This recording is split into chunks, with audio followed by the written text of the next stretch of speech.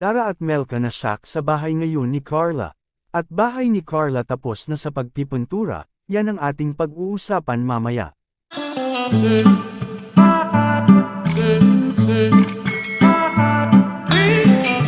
Isa namang mapalang araw sa inyong lahat mga kalingap, sana po ay lagi kayong nakasuporta sa aking ginagawang reaction video.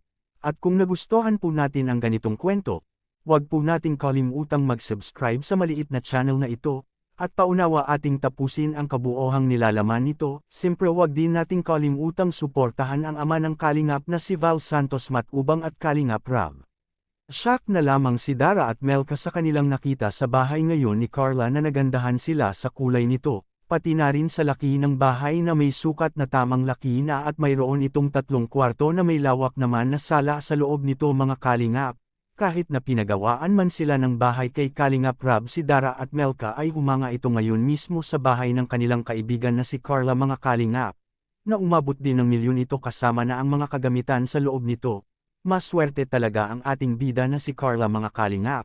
Dahil sa mga biyaya na kanyang natatanggap at sa kanyang mga pangarap na ngayon ay ito na nagkatotoo na mga kalingap.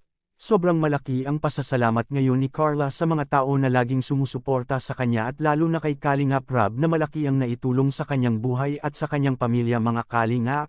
At inaabangan na lang ngayon ang desisyon ng porman kung ito'y pwede na ang lipatan nila Carla at ang kanyang pamilya.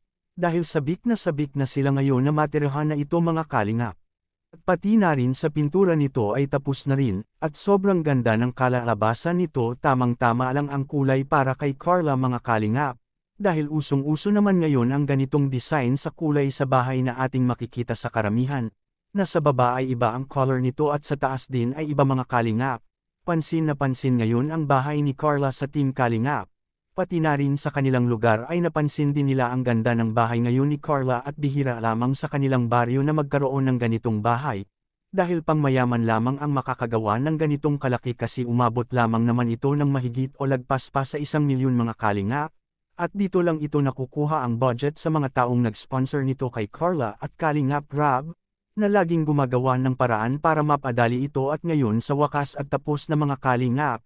At di makapaniwala ngayon si Carla mga kalingap sa kanyang sarili, at sobrang excited na ito na makating ribbon na ng Team Kalingap mga kalingap at kay Kalingap Rab na siya mismo ang magbigay blessing nito, sa bahay ni Carla ngayon.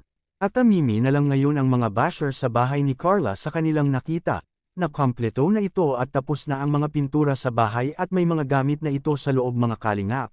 Anong masasabi nyo ngayon kay Carla sa kanyang bahay na pwede na itong lipatan ng kanyang pamilya mga kalingap? Please comment and God bless us all.